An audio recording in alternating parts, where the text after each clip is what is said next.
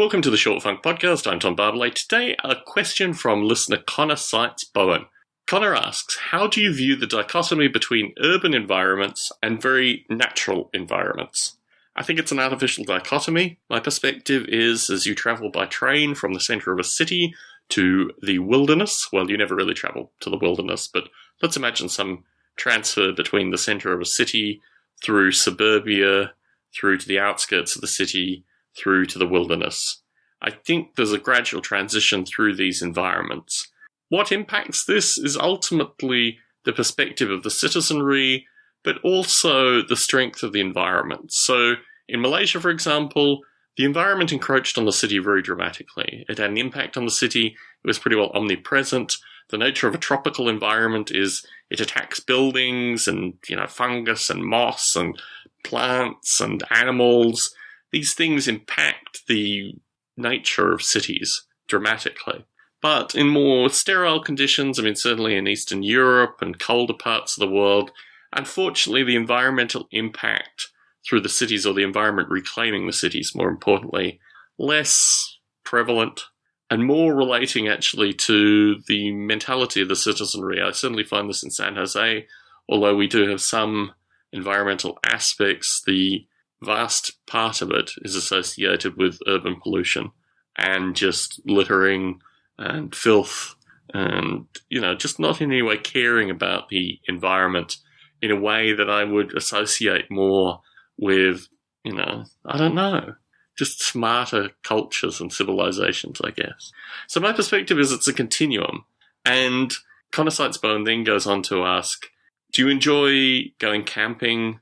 Do you think Walden was transcendentalist claptrap that doesn't begin to speak to how weird and cool living on a planet with nature on it really is?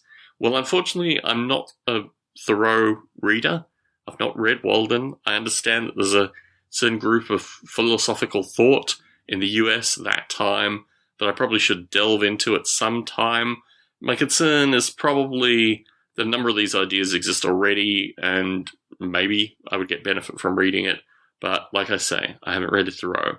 The university I attended, the philosophical texts that I had to read were vastly diverse and considerably more European in nature.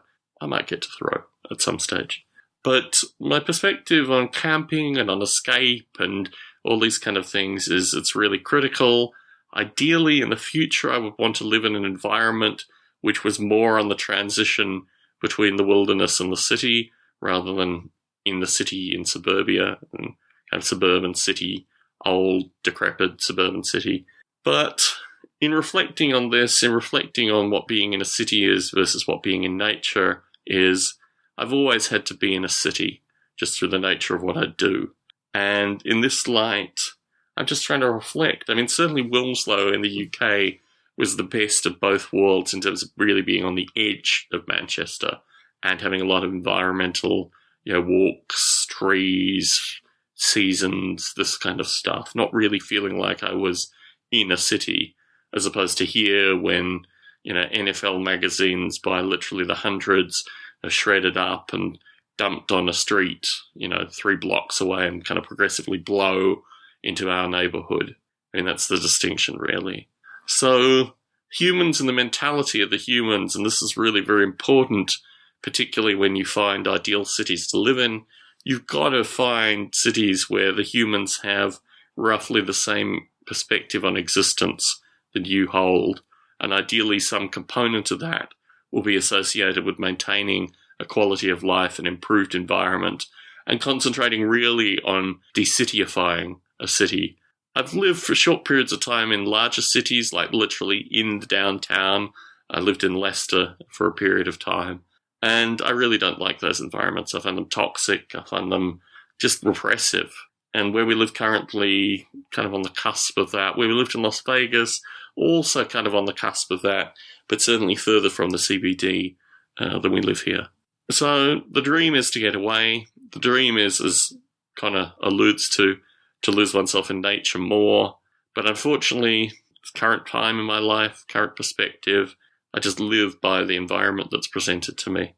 And philosophically, I play in Noble Ape and these kind of things. I have a lot of fantasy-based movements into environmental things, keeping a somewhat ramshackle garden, for example. This is the best I can do at this stage. I'm not sure if I've answered Connor's question. Connor, please follow up with further questioning. I'll talk a little bit more in future short funks about this. Tom Barbalet in San Jose, signing out.